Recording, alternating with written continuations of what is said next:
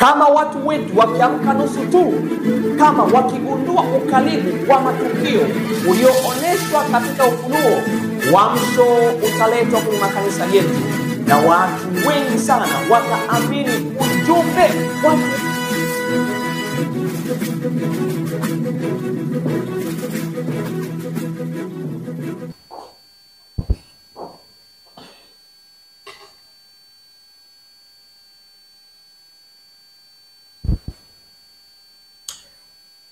Tunakushukuru sana Mungu wetu na Bwana wetu kwa sababu ya jinsi ulivyo mwema, jinsi ambavyo umekuwa ukituwazia mema katika maisha yetu. Tunashukuru Jehova kwa ajili ya kumtoa mwanao Yesu Kristo kwa dhamana katika maisha yetu. Isingelikuwa Yesu, thamani ya mwanadamu ingelikuwa imepotea. Lakini kwa sababu Jehova uliona hilo kwa ni la msingi sana, ukaamua kumtoa mwanao wa pekee Kristo awe kuja kwa dhamana kwa ajili yetu sisi wa dhambi. Tunaleta shukrani zetu, tunaleta pia huzuni zetu mbele zako Kristo. Tupokee, tukubali kutoa watoto wako kabla hatujachelewa. Nafahamu ya kwamba tuko kwenye wakati wa hukumu ya upelelezi. Tuko wakati ambapo Jehova, kila kesi ya mtoto wa Mungu inapita katika mahakama mbinguni, ikianza na wafu toka ule mwaka 1844. Hatufahamu mapema kiasi gani itaingia kwa walio hai. Baba wa mbinguni, katika masaa haya tunakuja kwako tena, tukiwa tunafahamu ya kwamba ziko dhambi ambazo bado watoto wako hatujaungama. Ziko dhambi ambazo bado zinasumbua. Hivyo Mungu wa mbinguni, tunatamani dhambi hizo zishindwe kabla hatujachelewa. Kabla Jehova utakapoita majina yetu, tuwe tumeshashinda dhambi na kumkabidhi Kristo ambaye ni kuhani wetu, ambaye amedumu kuwa huko katika chumba cha patakatifu mno toka mwaka ule 1844. Na Kristo, kama itatokea mmoja wetu au wachache wetu hawajakabidhi dhambi kwa kuhani, atakapotoka katika chumba cha ndani Jehova, hawatapata wasaa na nafasi tena ya kuungama dhambi hizo. Hivyo huu ni wakati wa muhimu sana. Huu sio wakati wa kucheza na dhambi. Huu sio wakati wa kucheza na dunia. Huu sio wakati wa kuipenda dunia na mambo yake yote. Ni wakati wa tafakari muhimu, sababu ni wakati wa kufunga kwa historia ya ulimwengu huu. Baba yetu wa mbinguni, tuna imani ya kwamba utasikia maombi yetu na utatupa ushindi wa kila wazo, ushindi wa kila neno na ushindi wa kila tendo. Siku nyingine tena tunapokuja kujifunza ukweli wako, tunahitaji Roho wako mwaminifu aweze kutuongoza. Amuongoze mtazamaji, amuongoze msikilizaji. Nami Jehova, ninapokuwa nikitamka maneno haya yasitoke kwangu bali yatoke kwako. Roho wako mwaminifu wakasambaze masomo haya Jehova, watu wengi wakayapata na kujiandaa kwa ajili ya ujio wako Kristo. Asante, nina imani ya kwamba Mungu umesikia maombi haya na utatenda na kuzidi kupitia Kristo Yesu Bwana wetu. Amen. Ninawakaribisha tena katika channel hii ya Bible Truth Prophecy Minister. Wapendwa, hatuna muda wa kupoteza kwa sababu alama za unabii zinazilisha kwamba tuko katika mwisho wa wakati na tunatakiwa kuwa tayari sana. Tumejifunza mambo mengi hasa kwenye masomo haya mpango ukombozi. Katika ratiba yetu ya leo katika masomo haya saku ya wakati, tutatazama pia ya kwamba saku ya wakati, kila kitu lazima kitimie katika wakati. Kama tulivyojifunza kuhusu sikukuu zile 7, kwamba sikukuu ya Pasaka, sikukuu ya mikate isiyotiwa chachu, sikukuu ya malimbuko, sikukuu ya Pentekoste, ya kupuliza mabaragumu, sikukuu ya upatanisho, pamoja na sikukuu ya vibanda, yote hivi vilitimizwa na Kristo katika wakati maalum. Na bado sikukuu moja ambayo itatimizwa katika wakati maalum, ambayo ni sikukuu ya nini? Ya vibanda. Tuligundua kwamba Kristo alikuja alikufa katika miezi ile ya kuchipusha, ambao kwa kalenda ya Kiyahudi ni kuanzia mwezi wa March na April. Na tukajifunza kwamba Kristo atakuja katika miezi ya kupukutisha, ambao kwa kalenda ya Kiyahudi ilikuwa ni mwezi wa 7, yaani mwezi wa Tishri. Kwa kalenda yetu hii ya Gregory, tegemee Kristo kuja katika miezi ile ya Septemba, Oktoba au Novemba. Na hii ratiba ya Mungu, wapendwa, haitwi time setting, bali huitwa appointed time. Sikiliza mpendwa, nabii anazungumza wazi kwenye kitabu kile cha Tumaini la Vizazi Vyote. ukurasa wa 31 na paragrafu ya 2, Ellen White anazungumza kwa uaminifu kama ifuatavyo: kuja kwa Mwokozi kulitabiriwa Eden. Wakati Adam na Hawa waliposikia ahadi hiyo kwa mara ya kwanza, walitazamia kutimizwa kwake kwa haraka. Walimkaribisha mzaliwa wao wa kwanza kwa furaha, wakitumaini kwamba angeweza kuwa Mwokozi. Lakini utimizo wa ahadi ulichelewa. Wale waliokuwa wa kwanza kuipokea walikufa bila kuiona. Tangu katika siku za Enoka, ahadi hiyo ilirudiwa kupitia wazee na manabii, wakihifadhi tumaini la kuja kwake. Na bado hakuja. Unabii wa Danieli ulifunua wakati wa kuja kwake, lakini si wote waliotafasiri ujumbe huo kwa usahihi.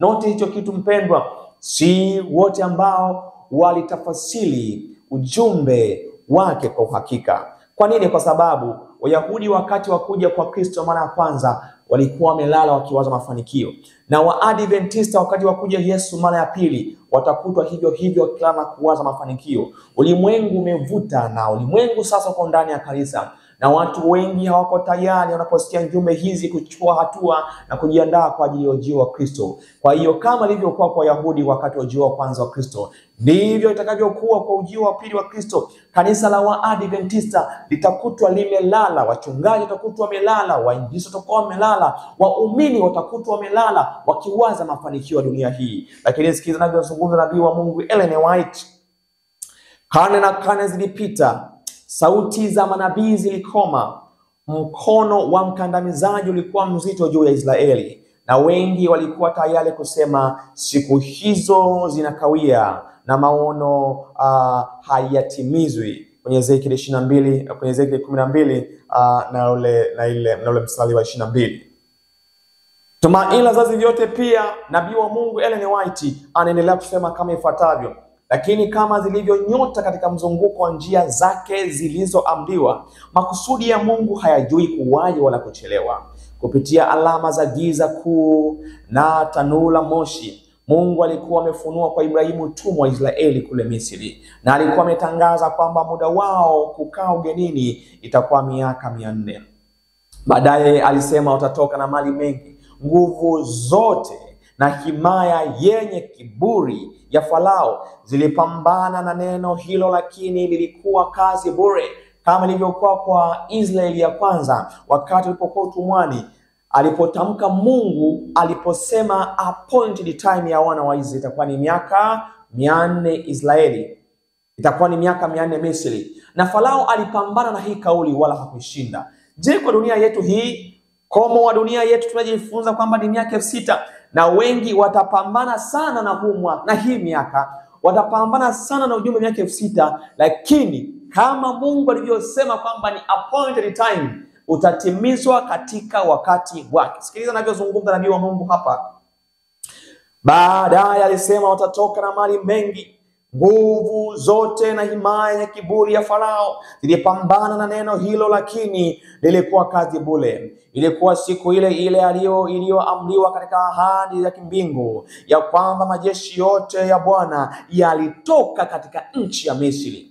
Kwa hiyo katika baraza la mbinguni, saa ya kuja kwa Kristo ilikuwa imepangwa wapi? Katika baraza la mbinguni. Nasema wakati mshale wa saa kuu ya wakati ulipoonyesha kwenye saa hiyo iliyoamriwa, Yesu alizaliwa Bethlehem. Saa kuu ya wakati ilipofika, muda ulipofika, Kristo alizaliwa. Na ndivyo hivyo wapendwa, saa kuu ya wakati ilianza kuhesabiwa bustanini Eden baada ya Adam na Hawa kufanya dhambi, pale ambapo ahadi ya kuzaliwa kwa Kristo ilipokuwa imetamkwa kwenye Mwanzo 3:15. Hapo ndipo saa kuu ya wakati ilipoanza kuhesabiwa.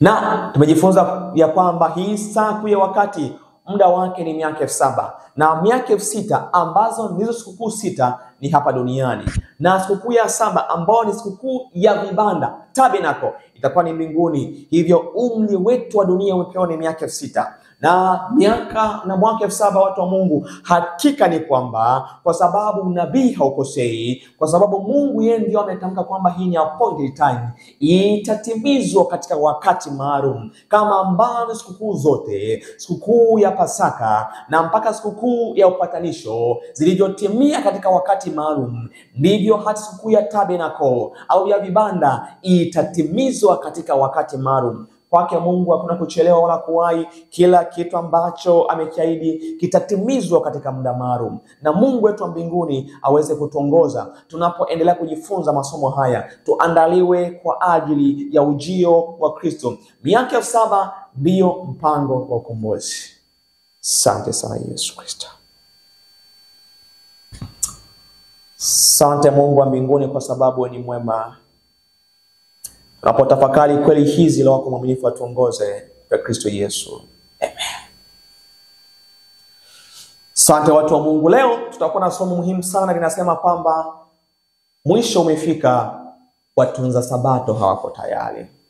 Hili ndilo somo ambalo kwa neema ya Mungu tutatembea nalo. Tumesema Adam na Hawa walifukuzwa Eden, ilikuwa ni siku ya kwanza. Kwa hiyo kukaona miaka 4 mpaka Yesu Kristo alipokufa pale msalabani. Mwaka 31 AD ilitimia miaka 4. Na miaka 2000 tukapewa wanafunzi wa Yesu pamoja na wanaoishi wakati wa kizazi cha mwisho ambao ni sisi, tukapewa miaka 2000, ambayo hii miaka 2000 ni ya kufanya kazi, ni ya kuambia watu kwamba Kristo anakuja tena mara pili. Hivyo hii miaka 2000 itakapokoma, Kristo surely atakuja, kwa sababu muda wake utakuwa umekamilika, kama ambavyo alikuja kwa mara ya kwanza mwisho wa miaka 4, na mwisho wa miaka 2000 ambayo ndiyo jumla miaka 6, Kristo atakuja tena. Kwa miaka 2000 ya kuhubiri Injili, lakini ile miaka 1000 ni mbinguni, na mwisho wa miaka 7 watu wa Mungu tutarejeshwa tena katika makao yetu kama Mungu alivyokuwa amekusudia. Kwa nini? Ellen White anazungumza wazi ya kwamba ule mwaka wa 31 AD miaka 4 ilikuwa inatimia. Ni Pambano Kuu, kurasa wa 327, paragrafu ya 3. Nabii wa Mungu anasema hivi: katikati ya juma atakomesha kafara na dhabihu. Katika mwaka wa 31 baada ya Kristo, miaka 3.5 baada ya ubatizo wake, Bwana wetu alisulubiwa. Anasema dhabihu kuu iliyotolewa Calvary ilikomesha utaratibu wa dhabihu za kuteketeza, ambao kwa muda wa miaka 4 ulikuwa ukielekeza kwa mwana kondoo wa Mungu. Mfano ulikuwa umekutana na halisi. Anamaanisha nini? Maana yake zile sikukuu ambazo Wayahudi walikuwa nazifanya zilikuwa ni kivuli. Uhalisia wake, kwa sababu Yesu yeye ndio mwana kondoo wa Mungu, alikuja akatimiza. Alitimiza kama Pasaka, yeye Kristo, ile tarehe 15 ya mwezi wa Abibu, akatimiza yeye kama mkate isiyotiwa chachu siku ya tarehe 15 ya mwezi wa Abibu, akatimiza kama malimbuko tarehe 16 alipofufuka, lakini pia Pentekoste siku ya 50 baada ya kufufuka. Lakini kingine ile sikukuu ya kupuza mabagumu, wakati akina Ellen White alipohubiri habari ya ujio wa Kristo ule mwaka 1844, ikatimizwa kwa wakati maalum. Lakini pia upatanisho ile Oktoba 22 ilitimizwa katika wakati maalum. Bado sikukuu moja tu ambayo ni sikukuu ya nini? Ya vibanda, tabernacle, ambayo pia nayo itatimizwa katika wakati maalum. Na hapa amezungumza ya kwamba mfano ulikuwa umekutana na uhalisia. Maana yake Yesu ambaye alikuwa ni mwana kondoo wa Mungu, ahadi ambayo kina Adam na Hawa waliambiwa kwamba itatokea, ahadi ambayo wazee na manabii walitazamia, ahadi ambayo Waisraeli walitazamia, ahadi ambayo Wayahudi walitazamia, sawa, ilipotendeka kwa kuzaliwa kwa Kristo na kufa kwa Kristo mwaka 31, anasema mfano ulikuwa umekutana uhalisia. Maana yake Kristo aliyekuwa mwana kondoo wa Mungu alikufa hakika, na ilikuwa katika muda maalum. Mfano ulikuwa umekutana na halisi, na kafara na dhabihu zote, utaratibu wa kutoa kafara na sherehe zilikomea pale. Hivyo taratibu zote za kutoa kafara na sherehe zilikomea pale. Siku moja nilizungumza wazi ya kwamba nikapata maswali kwamba leo tunapokuwa na mikutano ya ndani ambayo ni camp meeting, kuna baadhi ya watu kuzani kwamba ni sikukuu za nini? Za vibanda. Hizo sio sikukuu za vibanda. Kwa nini? Kwa sababu unaposema sikukuu za vibanda, ni maana yake ni kwamba Yesu hakutimiza mifano yake. Na mifano yote imeshatimia, bado uhalisia. Kwa hiyo hatuna tena mifano kwamba tuna Pasaka na meza ya Bwana kama kawaida. Leo hatuna sikukuu za malimbuko, hatuna hizo. Hatuna feast of upatanisho, hatuna. Unaona, imebaki sikukuu moja ambayo itatimizwa katika uhalisia wake, na hii ni sikukuu au the Feast of Tabernacle ambayo wapendwa itakamilishwa mbinguni. Kwa hiyo hatuna tena kivuli, ila tuna uhalisia ambao Mungu atakuja utimize katika wakati maalum au appointed time. Matendo ya Mitume ukurasa wa 14 paragrafu ya kwanza anasema kwamba nabii kupitia mafundisho huduma za kafara, Kristo alipaswa kuinuliwa juu ya mataifa yote, na wote ambao wangemtazama yeye wangeishi. Kristo alikuwa ndiye msingi wa mfumo wa Kiyahudi. Unaona, mfumo wa Kiyahudi walikuwa na sikukuu ngapi? Zilikuwepo sikukuu 7, ambazo sikukuu 4 zilifanyika wakati wa kuchipusha, wakati wa spring, na sikukuu 3 wakati wa nini? Wakati wa kupukutisha, yani ndani ya mwaka mzima. Walitembea ndani ya hizo sikukuu 7, ambazo hizo sikukuu 7 mpendwa, Yesu alipokuja baadhi alizitimiza na zingine zikatimizwa, na bado moja ambayo itatimizwa. Hivyo mfumo wote wa Kiyahudi ulikuwa mlenga Kristo. Hivyo leo hatuna nakala tena, ila tuna halisi, ambapo bado sikukuu moja tu ambayo ni Tabernacle au sikukuu ya vibanda, ambayo hiyo itatimizwa na watoto wa Mungu kuishi wapi? Miaka 1000 mbinguni. Hivyo kama ambavyo miaka 6000 zimetimia sikukuu 6, na ndivyo hivyo mwaka 7000 itatimia sikukuu ya ngapi? Ya 7. Huu muda huitwa appointed time, na wala sio time setting kama watu ambao wanasema kwamba tuna set time. Hatuwezi kuset time. Ratiba ya Mungu kama ilivyokuwa itatimizwa katika wakati maalum. Kwa nini? Kwa sababu Kristo anajua saa kuu ya wakati, ila Waadventista hatujui saa kuu ya wakati.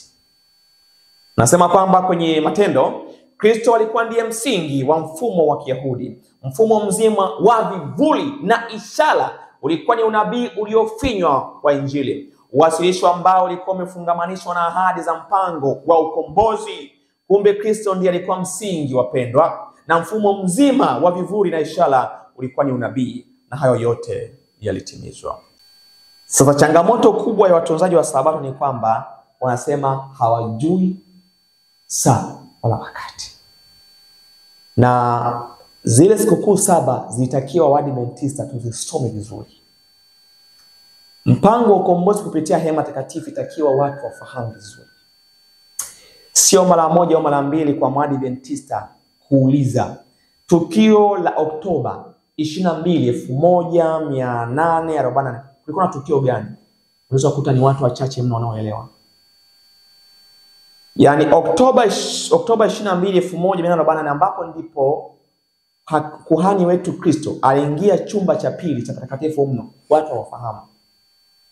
Na hawafahamu ya kwamba hapa ndipo ambapo ulikuwa ni mwanzo 10 ya nini? Upelelezi. Sasa kama mtu hafahamu Oktoba 22, 1844, huyo mtu anawezaje kuokolewa? Kama haufahamu mpango wa ukombozi, haufahamu sikukuu 7, ukikataa kwamba hakuna mtu ajue siku la saa, huwezi mtu akakushangaa kwa sababu haujui unakoenda.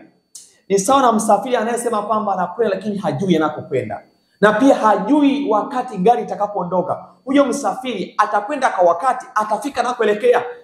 Hatuwezi kufika tunakoelekea kwa sababu hajui tunakokwenda, na hatufahamu ni muda gani wa kuondoka. Gari linaondoka saa 1:30.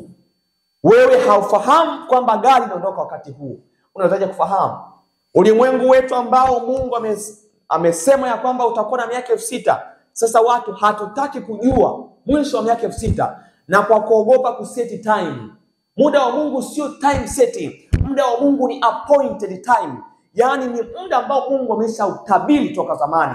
Kama alivyotabiri kwa ujio wa Kristo. Naambiwa Kristo alikuja kwenye wakati maalum, na alikufa katika wakati maalum, na alitimiza sikukuu ya nini? Ya Pasaka katika muda maalum.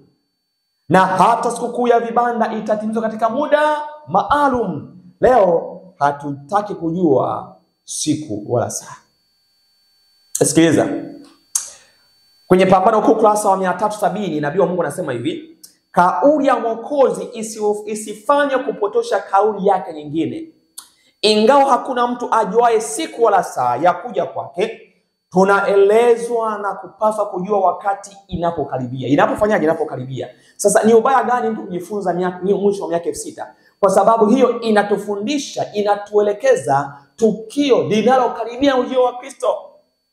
Sasa watu hawako tayari kuelewa, hawako tayari kujifunza.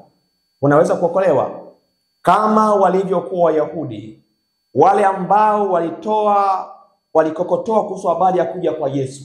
Kulingana na nabii wa Danieli, Malawi walitoa laana. Ndiyo leo watu ambao wanakokotoa kuhusu habari ya kukaribia kwa majio ya Kristo, laana ni nyingi sana kwa wachungaji, laana ni nyingi sana kwa viongozi wa kanisa. Wapendwa, kama ni la Mungu litatimia, hatuhitaji kushindana na unabii. Tunapaswa kujifunza kunyenyekevu unabii. Niombe sana viongozi wa kanisa, wachungaji pamoja na wazee wa kanisa, tushindane na unabii. Tujifunze na tumuombe Mungu. Mungu wa mbinguni, ratiba zake ziko fixed. Ameshatoa kila kitu kulingana na yeye alivyokusudia. Wala hatupaswi kushindana na kuwaonya watu ya kwamba usijifunze unabii. Hii itakuwa ni changamoto. Watu wakikutwa hawajajiandaa, lawama itakuwa ni kwetu sisi. Lawama itakuwa ni kwenu nyie. Hatupaswi wala kushindana. Kama ni la Mungu litatimia. Kama sio la Mungu basi litatimia. Tuendelee kumwomba Mungu kwa unyenyekevu, tukijifunza kwa maombi mengi na kumwomba Mungu atusaidie sana tuweze kuelewa. Anasema kwamba nabii wa Mungu, ingawa hakuna mtu ajuaye siku wala saa ya kuja kwake, tunaelekezwa na kupaswa kujua wakati unapokaribia. Sio vibaya mtu kufahamu ujumbe wa miaka 6000. Sio vibaya mtu kujua ukaribu wa kurejea kwa Kristo. Sio vibaya. Nasema kwamba tena tunafundishwa kwamba kutokuzingatia onyo lake na kukataa ama kudharau kujua wakati wa kuja kwake kwa wale wanaoishi katika siku za Nuhu, ambao hawakujua wakati nini ghafla inapokuja. Kama tutakataa, itakuwa kama wakati wa Nuhu. Kwa nini? Kwa sababu miaka 6000 ni ya shetani duniani hapa, na hii ni ratiba ya Mungu. Kwa hiyo tuna miaka 6000 ambayo pia ni wakomo wa pambano, ambao pia ni ya shetani, ambapo baada ya hapo watu wa Mungu tutegemee Yesu kuja. Kwa sababu baada ya miaka 6000 kinafuata nini? Miaka 1000, ambayo itakuwa wapi? Itakuwa ni mbinguni. Msikilizaji, anavyozungumza nabii wa Mungu, Pambano Kuu kurasa wa 659 na paragrafu ya 3. Nabii anasema kwamba kwa muda wa miaka 6000 kazi ya uasi wa shetani imefanya dunia kutetemeka. Ameufanya ulimwengu kama poli na kuangamiza miji yake, na hafungui nyumba ya wafungwa wake kwa muda wa miaka 6000. Gereza lake ambalo ni nini? Ambalo ni kaburi. Shetani hutumia kaburi kwa ajili ya kufunga watu wa Mungu. Sasa hili ndio gereza ambalo ndani ya miaka 6000 amedumu kuwafunga watu wa Mungu. Swali, walianza kufa watu lini? Toka Adam alipoambiwa toke, ndipo ambapo kifo kilianza, na kikaanza kwa mtoto wake wa pili Abel. Kutoka hapo tunaishi wakati ambapo shetani anatuingiza ndani ya nini? Ndani ya gereza lake. Sasa jiulize, gereza lilianza lini? Watu wengine huanza kwamba miaka 6000 imeanza wakati shetani alipoasi kutoka mbinguni. Swali ni kwamba Ellen White anazungumzaje kuhusu habari ya watu wa Mungu kufungwa ndani ya gereza ambalo ni kaburi? Na hapo ndipo ambapo iko siri ya miaka 6000. Anasema kwamba na hafungui nyumba ya wafungwa wake kwa muda wa miaka 6000. Gereza lake limekuwa likipokea watu wa Mungu. Gereza la shetani lipi? Kaburi. Limekuwa likipokea watu wa Mungu, na angeendelea kuwashikilia mateka milele, lakini Kristo amevunja vifungo vyake na kuwaachia huru wafungwa. Muda gani? Baada ya miaka 6000 ndipo Kristo atakapovunja vifungo vya shetani kwa kuambia wale ambao walikuwa wamelala kaburini kutoka Abeli, amkeni ninyi mnalao katika mavumbi, na miili ya watakatifu itamka. Na huo, wapendwa, ndio itakuwa mwisho wa miaka 6000. Na kama hatutaki kuelewa watu wa Mungu, ni kwamba hatutaki leo nabii, hatutaki kuelewa, hatutaki kujifunza. Anazungumza Isaya wazi kwenye Isaya 14:17-19. Gereza la shetani ni lipi? Msikiliza. Aliyofanya ulimwengu ukiwa akapindua miji yake, asiyewafungua wafungwa wake waende kwao. Ellen White anazungumza nini? Gereza, wafungwa. Anasemaje? Wafalme wote wa mataifa wamezikwa kwa heshima, kila mmoja ndani ya nyumba yake mwenyewe. Kumbe gereza ni kaburi, bali wewe umetupwa mbali na kaburi lako, kama chipukizi lililochukiza kabisa, kama vazi la wale waliouawa, wale waliochomwa kwa upanga, wale washukao mpaka misingi ya shimo, kama mzoga uliokanyagwa chini ya miguu. Hivyo watu wa Mungu, gereza la shetani baada ya miaka 6, mwisho wa miaka 6, watoto wa Mungu watatoka wakiwa na miili mipya, na wala ambao watakuwa wako hai, ile idadi ya watu 144,000 hawa nao watabadilishwa. Hapo itakuwa ni mwisho wa kifo, itakuwa ni mwisho wa magonjwa, na hili wapendwa litakwenda kutimizwa kabisa katika muda maalum. Tusete time zetu tuone wapendwa, unaosema ni time setting, lakini wengine tunasema kwamba hii ni appointed time,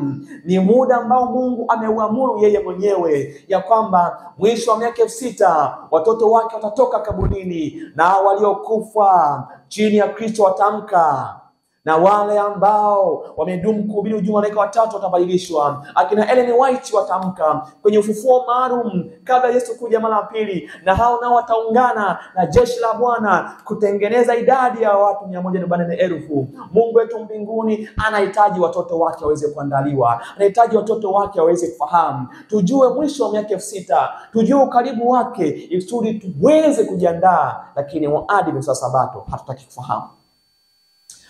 Tutaki kujua pambano kuu, kurasa wa 518. Nabii anasema kwamba pambano kuu kati ya Kristo, shahidi mwingine huu, pambano kuu kati ya Kristo na shetani ambalo linaendelea kwa karibu miaka 6, karibu linakwisha. Ellen White aliandika wakati gani pambano kuu? Aliandika mwaka gani? Mtatazama pambano kuu ya kwanza 1888. Sasa tazama anachokizungumza hapo, pambano kuu kati ya Kristo na shetani ambalo linaendelea kwa karibu. Aliandika wakati Ellen White akiwa hai, alijua pia naye kwamba linaendelea. Tumeelewana? Toka 1844 mpaka leo tuna takriban miaka 181 hivi, ambapo watu wa Mungu toka Ellen White wahubiri ujumbe wa marejeo ya Kristo ule mwaka 1844, tumekuwa tukipitia hukumu ya upelelezi toka kwa wafu tutaingia kwa walio hai. Kwa wakati huo Ellen White anaandika wazi ya kwamba sasa hilo pambano kuu kati ya Kristo na shetani ambalo linaendelea kwa karibu miaka 6, karibu linakwisha. Kwa hiyo mwovu anazidisha juhudi zake maradufu ili kushinda kazi ya Kristo anayoifanya kwa niaba ya wanadamu na kukaza watu katika mitego yake. Kumbe anachokifanya ni kwamba ni watu kuwaletea ulimwengu ikusudi yale mambo ya mbinguni watu wasifuate. Hicho ndicho ambacho kinatendeka, na hicho pendwa itakuwa ni snare kwa watu wengi. Watu wengi wanashindwa kujiandaa kwa sababu ulimwengu unavutia sana, mambo ya dunia yanavutia sana, hivyo wanashindwa kutoa muda mwingi kwa kujifunza, wanashindwa kutoa muda mwingi kwa ajili ya maombi. Na tumesema kwamba tutatumia muda mwingi kuomba kuliko kuzungumza, kwa sababu tunaishi wakati wa hatari. Wakati wa hatari mnaopendwa, tunaishi wakati wa mwisho. Ni kwa nini miaka 6? Miaka 6 kwa sababu miaka 1000 hatutokuwa duniani. Tutakuwa wapi wapendwa? Tutakuwa mbinguni, kwa sababu ile miaka 1000 ni ya shetani kubaki wapi? Kubaki hapa duniani akitembea huku na huku. Unajua wakati ujio wa Kristo ulimwengu wetu huu utakuwa mmolewa sana. Unaona? Kwa sababu wakati wa pigo la 7 kutakuwa na tetemeko ambalo pia litawaamsha watakatifu wa Mungu wakati wa ufufuo maalum, na dunia yetu hii itawekwa level. Milima itadondoshwa, magorofa yatadondoshwa, kutakuwa na mipasuko kila sehemu. Na wakati wa ujio wa Kristo, watu wa Mungu atakapokuja katika utukufu mwingi, atakapowachukua watoto wake, kumbuka kwamba hakutakuwa tena jua, hakutakuwa na mwezi. Katika ulimwengu kutakuwa ni giza tupu. Na dunia hapa patakuwa makao ya nani? Ya shetani. Hivyo mwisho wa miaka 6000 watoto wa Mungu lazima wachukuliwe, kwa sababu inabaki miaka shetani. Na shetani anafahamu hili. Anafahamu ya kwamba na miaka mingapi? 6000. Ndio maana wakati huu analeta madanganyo mengi hasa kwa watu wa Mungu. Lengo ni nini? Ifike miaka 6000, sababu ndipo tuko kumbe upelelezi. Ipite huu muda pasipo watu kujiandaa. Na kama itafika hawajajiandaa, maana yake huyu mtu kwenye vitabu vya mbinguni, kwenye kitabu cha uzima hatokuwepo. Na kama hatokuwepo, sawa, haitasaidia kitu. Wewe utakuwa Mwadventista lakini kwenye kitabu cha mbinguni haumo. Itasaidia nini? Haitasaidia kitu, kwa sababu utakuwa tayari, mpendwa, umepoteza wakati, muda. Sasa anachokifanya, unajua shetani, wapendwa, haogopi wewe kwenda kanisani. Shetani haogopi sisi tukifanya mikutano ya Injili. Haogopi. Shetani haogopi chochote. Anachokiogopa ni anapoona hawa Waadventista, anapoona hawa watunzaji wa Sabato, makundi yake yote, wanaposali, wanapoomba na kuondoa tofauti zao zote, ikuje Roho wa Mungu amwagwe. Injili ya mwisho haitamalizwa kwa fedha. Injili ya mwisho haitamalizwa kwa elimu. Itamalizwa kwa uvuvio wa Roho Mtakatifu, ambapo watu wa Mungu watakapomwagiwa mvua ya masika watahubiri kwa muda mfupi sana. Sasa hiki ndicho ambacho shetani anaogopa. Anaogopa mno. Haogopi tunapobatiza watu 100. Sababu anajua kwamba kama watabatizwa alafu akakuta hakuna ukweli kanisani, ni sawa na bure. Kwa anaogopa anapoona tunapojiandaa kumpokea Roho Mtakatifu. Kanisa la mitume lilipata ufanisi baada ya kumwagiwa mvua ya bure wakati wa Pentekoste. Hapo tunaona mwanzo jinsi kanisa lilivyoanza. Hata wakati wa mwisho litamaliza kwa nguvu hiyo. Sasa shetani kazi yake ni nini? Anafanya watu wapagawe, anagiribu akili zao. Hudi huu wakati wa kumwagiwa mvua ya masika upite na watu wasimwagiwe mvua ya masika. Sasa kama haujamwagiwa mvua ya masika, utahubiri nini kilio kikuu? Ufunuo sura 18 utahubiri vipi? Maana yake wewe utakuwa ni sawa na wale ambao hawakusikia Injili. Na wewe utapokea alama ya nini? Kama huna muhuri wa Mungu, maana yake ni alama ya mnyama. Ndivyo itakavyokuwa. Sasa tunahitaji kujiandaa, tufahamu ukaribu wa marejeo ya Kristo, na tuweze kuandaliwa kwa ajili ya ujio wa nani? Kwa ajili ya ujio wa Kristo. Wapendwa, tutaomba sana kuliko kuzungumza. Asante Mungu wa mbinguni, tunaishi wakati wa mwisho sana. Tunakuja kwako tena katika masaha ya Jehova, tunahitaji neema yako iweze kuambatana nasi. Ni dhahiri kwamba tuwezi, tunapotazama nyakati za mwisho, mioyo yetu inavuja damu kwa sababu ya maandalizi kuwa hafifu, lakini tunatazama marejeo yako Kristo yapo karibu sana. Wakati mwingine roho ilazi lakini mwili dhaifu. Wakati mwingine watoto wako wanapambana mno kushinda dhambi lakini hawawezi. Baba mbinguni, wafundishe namna ya kushinda dhambi. Wafundishe namna ya kukutegemea wewe.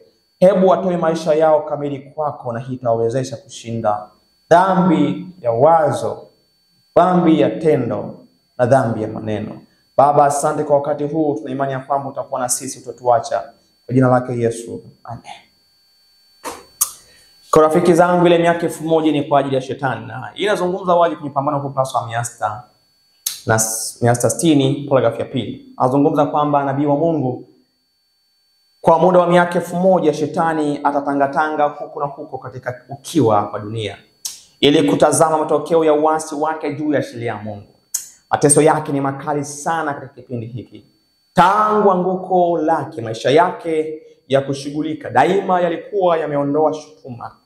Lakini sasa amenyang'anywa uwezo wake na kuachwa kutafakari sehemu aliyokuwa ameitenda tangia alipoanza kuasi serikali ya mbinguni, na kuangalia mbele kwa kutetemeka na hofu kuu kwenye mwisho kutisha sana, wakati itakapompasa kuteseka kwa ajili ya uovu wote aliyoutenda na kuadhibiwa kwa ajili ya dhambi alizosababisha zitendeke. Kwa miaka 1000 ni ya shetani. Sasa kama miaka 1000 ni ya shetani, watu wa Mungu, na tunasema kwamba miaka 6000 karibuni itakoma, na tulijifunza ya kwamba ukitoka mwaka Yesu aliyokufa mwaka wa 31, tulisema kwamba kuna miaka 2000 ya kufanya kazi, ambapo toka 2000 toka 31 ongeza 2000 unafikia 2031. Ndipo ukomo wa nini? Ndipo ukomo wa pambano kati ya Kristo na Shetani. Sasa sisi kama wanadamu hatufahamu kwamba ni exactly wakati watakuja Kristo au wataextend au whatever. Lengo letu ni kwamba watu wafundishwe kwamba ukomo wa pambano ni 2031. Na ukijifunza sikukuu sasa utagundua kwamba kila kitu kitatimia katika wakati maalum. Sasa Mungu ni wajibu wake yeye kutimiza kazi katika wakati maalum. Lengo watu waweze kuamka na kuambiwa kwamba tuna muda mchache sana. From now up to 2031 it is almost finished. Ni karibia muda umekwisha sasa, na watu lazima waambiwe, lazima waamshwe. Kwa nini? Kwa sababu maandiko yanazungumza wazi ya kwamba watu wa Mungu hawajawa tayari. Hatujawa tayari. Mwisho umefika lakini hatujawa tayari. Kwa hiyo Mungu anachojitahidi ni watu kuamsha, wajue kwamba tuko wakati wa kufunga. Kwa historia nini? Historia ya ulimwengu, tuko mwishoni kabisa, dakika za la salama hizi. Na kama watu hawatajua nini cha kufanya wakati huu, kuhani anapokuwa chumbani, katika chumba cha patakatifu mno, hatuwezi kuokolewa. Kwa sababu kuhani atakapotoka katika chumba hicho, anatoka na mzigo wa dhambi zilizoungamwa. Na kama hujaungama dhambi mpendwa, Mungu atatamka maneno ya kwamba mwenye kudhulumu na azidi kudhulumu. Sasa atakapotoka atakabidhi dhambi kwa nani? Kwa Shetani, mbuzi wa Azazeli, ambapo ndipo ndani ya miaka 1000 hiyo Shetani atateseka katika dunia hii. Na watu wa Mungu watakuwa wapi? Mbinguni. Hapa itabaki mizoga ambayo wapendwa itaangamizwa wakati mapigo 7 ya nini? Ya mwisho. Na wakati wa kujio wake Kristo utakuwa sehemu gani? Kati ya mizoga au wakati Yesu atakapokuja utakuwa naye mbinguni? Hilo ni jambo la kutafakari. Na kama hautaki kujua wakati mpendwa, amini ya kwamba hautakuwa kwenye kundi. Kwa sababu kutokujua wakati mpendwa sio ujumbe wa Mungu. Kujua wakati ndipo ujumbe wa Mungu. Na watu lazima waandaliwe na waweze kufahamu na kujua huu wakati. Sikiza. Maandiko ya awali ukurasa wa 119 baraka ya kwanza. Niliona kwamba masalio hawana maandalizi kwa kile kinachojia ulimwengu. Pumbavu kama uzembe wa akili unaonekana kung'ang'ania akili za wengi wa wale wanaodai kuamini kwamba tuna ujumbe wa mwisho. Malaika aliyekuwa pamoja nami alilia kwa sauti ya kuogofya, jiwekeni tayari, jiwekeni tayari, jiwekeni tayari, kwa maana ghadhabu ya Bwana inakuja haraka. Ghadhabu yake itamwagwa bila kuchanganywa rehema, na ninyi hamko tayari. Rarua moyo na wala sio mavazi. Kazi kubwa lazima ifanywe kwa masalio. Lazima ifanyike kazi kubwa. Kwa nini? Kwa masalio. Lakini sasa watu wa Mungu hawako tayari. Muda ni mchache, kazi ni kubwa na hawako tayari. Huu wapendwa si wakati wa kucheza na dhambi. Huu si wakati wa kucheza na dunia.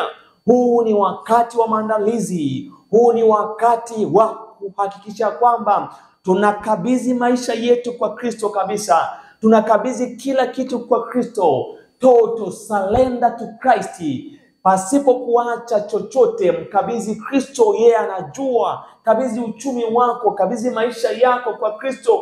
Kabidhi kila kitu kwa Kristo.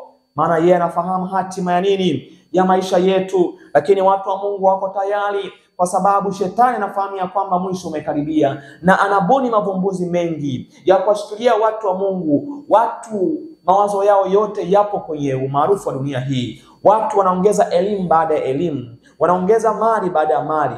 Kuongeza mali baada ya mali sio dhambi, lakini hizo mali unaziongeza zinasaidia kazi ya Mungu, zinakuandaa kwa ajili ya ujio wa Kristo. Au ndio tunatumia muda mwingi, watu wanatumia 24 kutafuta fedha. Je, utapata wakati gani wa kukaa na Kristo kama rafiki? Hata muda wa maombi hauthaminiwi. Muda wa kujifunza maandiko na leo nabii hauthaminiwi. Unawezaje kuokolewa mpendwa? Huwezi kuokolewa. Na hicho Shetani amekifahamu. Hivyo anasogeza dunia. Leo ni mashindano tu. Gari, mimi na gari hii, una gari hii. Mimi najenga nyumba hii, mimi nyumba hii. Pasipo maandalizi, na hicho Shetani anakifahamu. Mitindo ya mavazi ndani ya kanisa la Mungu. Kusuka nywele, kujipamba, minisketi, modo na vitu vingine kama hivyo, ndivyo vimejaa kwa watu wa Mungu. Hatuwezi kuokolewa. Shetani anavuna mapumbuzi mengi. Lengo ni kushikilia akili mpaka wakati wa upatanisho utakapokoma. Pambano Kuu ukurasa wa 488, nabii wa Mungu anasema hivi: Shetani anabuni na kuvumbua hila na njama zisizo na idadi za kumiliki akili zetu. Umefungua simu yako, uko TikTok, uko Instagram, sijui uko wapi, siku nzima inatumiwa kwenye mitandao ya kijamii. Hivi Mungu endapo atachukua simu yako na kuondoa passcode au password na kutazama unachotazama, je, historia yako kwenye mambo unayotazama itasomeka vipi? Utasomeka vipi kwa Mungu? Je, usiku wako unaumalizaje? Je, unapohitaji kulala unalala ukiwa umeungama dhambi zako pendwa, au unalala ukiwa umepitia usingizi wakati ukiwa kwenye site mbaya? Waadventista wa Sabato mpaka leo watu wa Mungu hawajaongoka.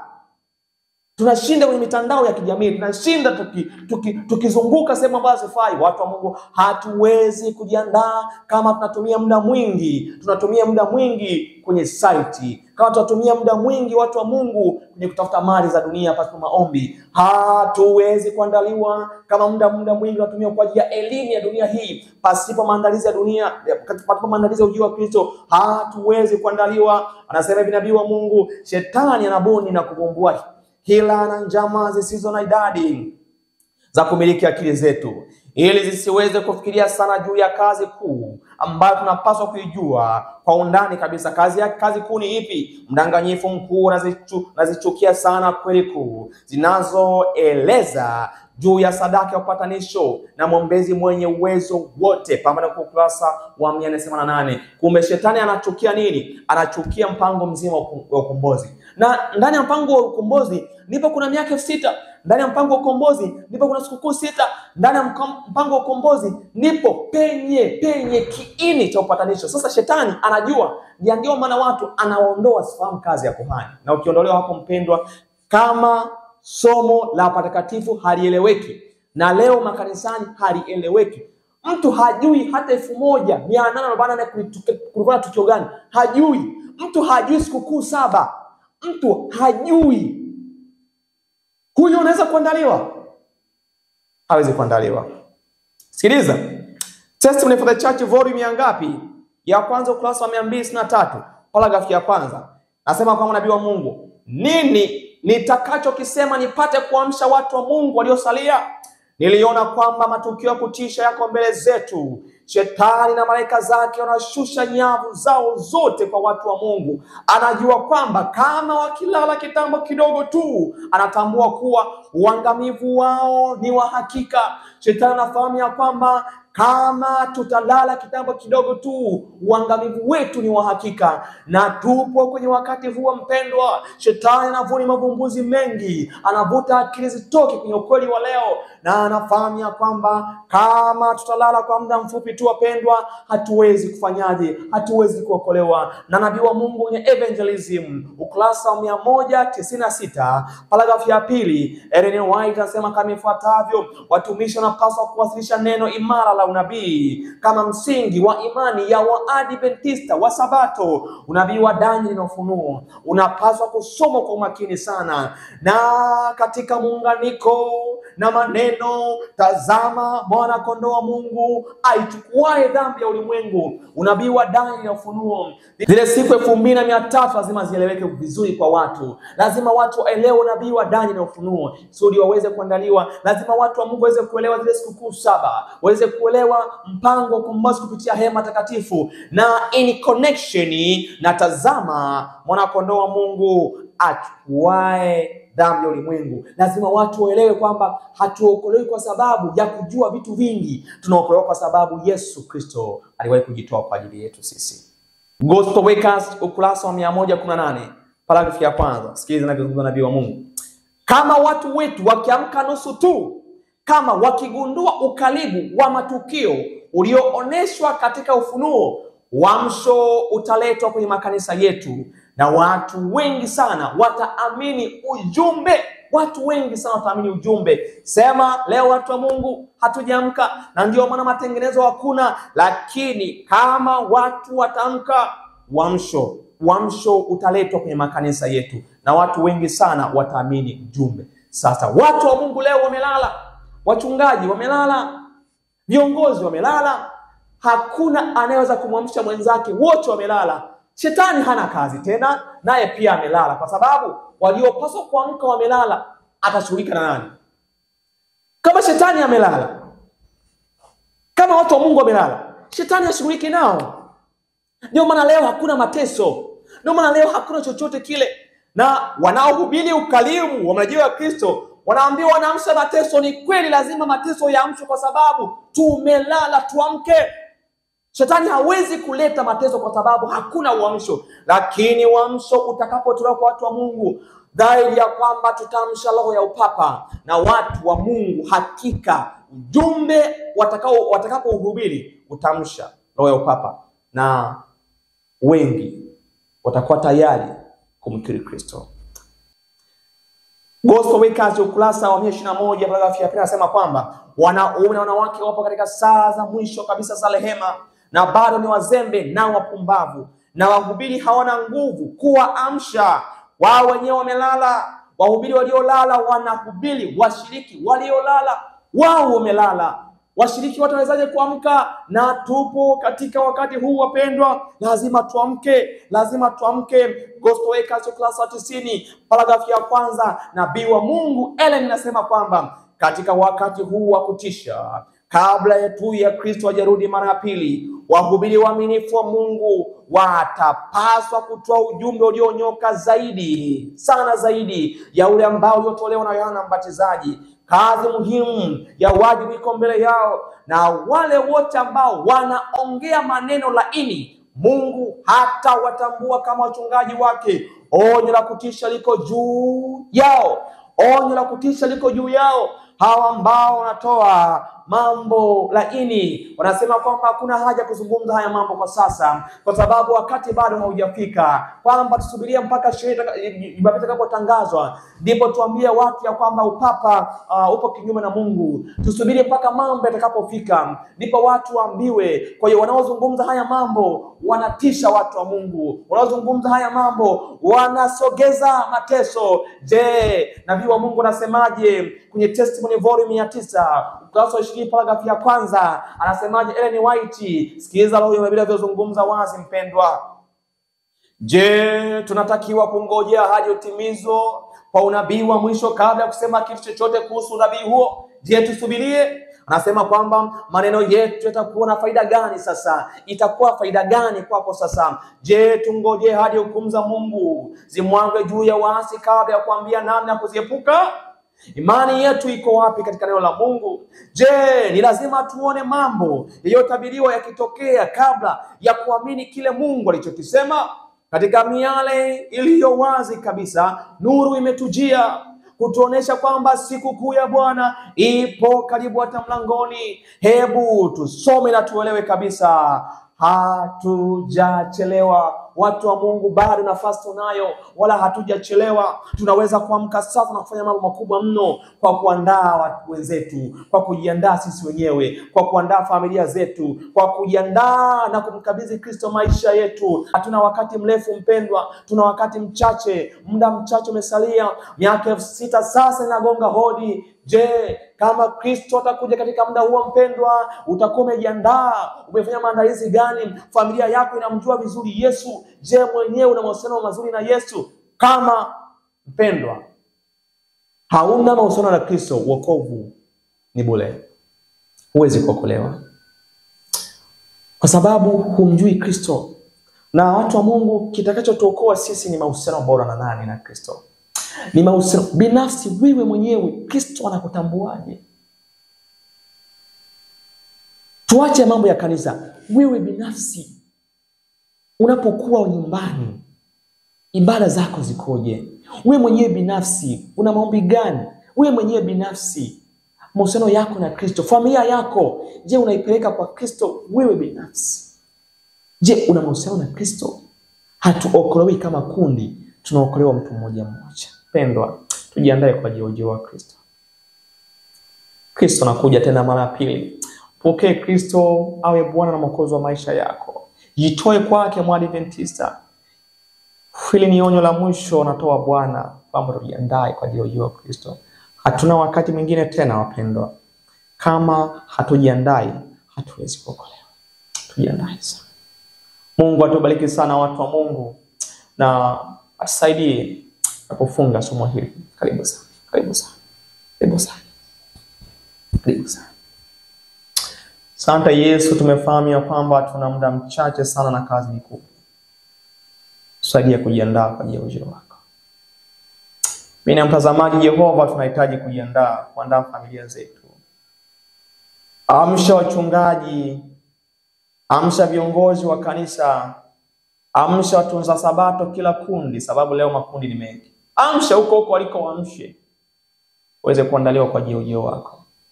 Tunahitaji Jehova kulalua mioyo na kuwa tayari kwa ajili ya ujio wako. Na imani ya kwamba Mungu wa mbinguni hutotuacha. Utakuwa na sisi mwanzo hadi mwisho kwa Kristo Yesu. Amen. Mungu atubariki sana wapendwa, lakini bado kitabu cha Masihi bado tunacho. Unaweza kuagiza nakala yako ukafahamu nabii zilizopo ndani ya nini? Ndani ya Biblia. Kwamba watu wa Mungu hatuna nafasi, hatuna muda tena. Mambo yanayoendelea duniani leo si ya kawaida. Unaweza kujiagiza kitabu chako cha Masihi 2031 ukajua mwisho wa mapambano. Lakini pia kitabu cha Safu ya Wakati kinazungumza kuhusu habari ya sanctuary, kinazungumza mambo yote tuliyozungumza humu, jinsi ya kujiandaa, jinsi ya kutambua wakati, yote tutayapata humu. Mungu akubariki sana na kupata nakala moja kwa ajili yako na kwa ajili ya mwenzako, na tuweze kuendelea kwa ajili ya Kristo. Wapendwa, tutaonana panapo majaliwa. Mungu awabariki sana. Kumbuka kwamba mapambano bado yanaendelea. Bye.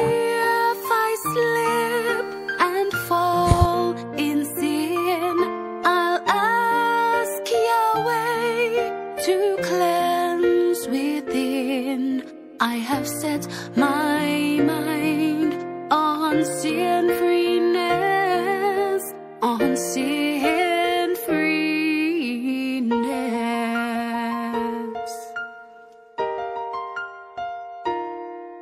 I have set my